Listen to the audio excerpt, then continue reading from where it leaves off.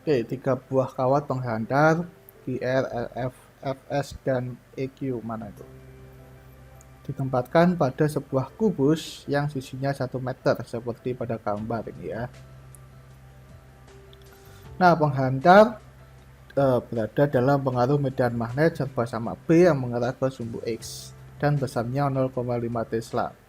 Masing-masing kawat secara bergantian bergerak dengan kecepatan 1 meter per detik. Kawat QR bergerak ke arah sumbu X, kawat FS ke arah sumbu Y, dan kawat EQ bergerak ke arah sumbu Z. Tentukanlah besarnya GGL induksi kawat QR, FS, dan EQ. Nanti gimana cara mencari GGL induksi oleh kawat? Jadi kita harus tahu nih sebenarnya apa yang terjadi.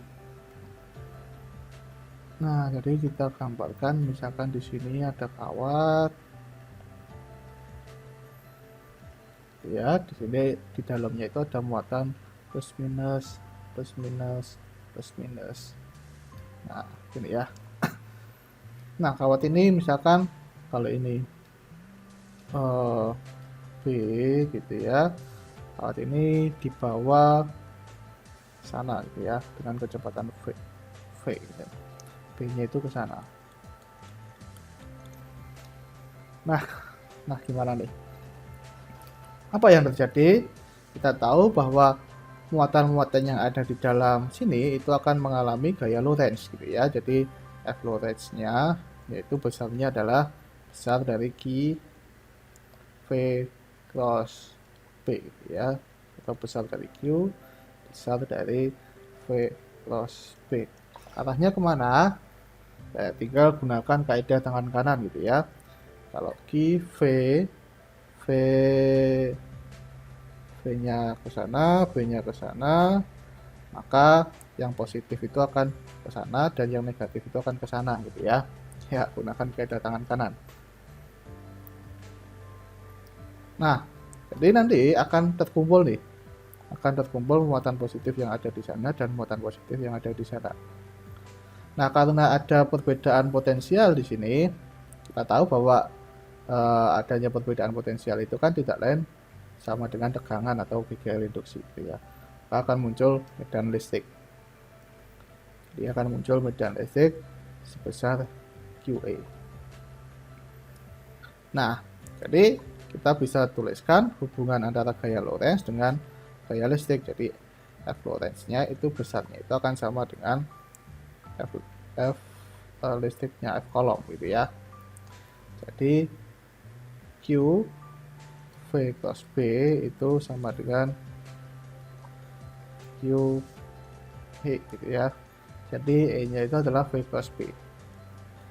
E-nya itu sama dengan besar dari V cross B.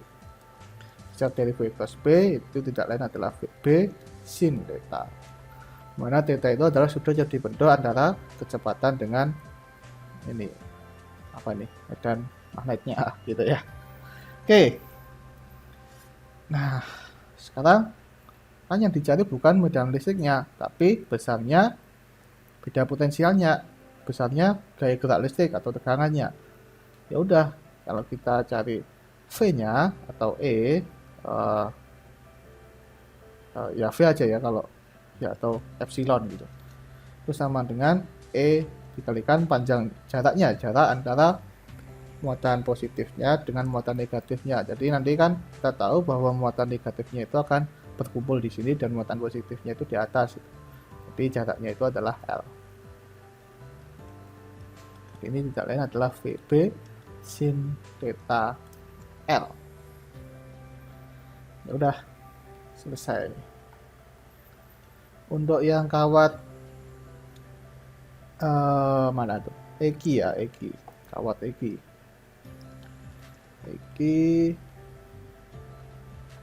V-nya itu, nah ini B-nya ke sumbu X, V-nya ke sumbu Z, maka ini tegak lurus gitu ya, berarti sin theta-nya itu sama dengan sin 90. V-nya itu 1, B-nya itu berapa tadi? B-nya itu 0,5 Tesla. 0,5 Tesla.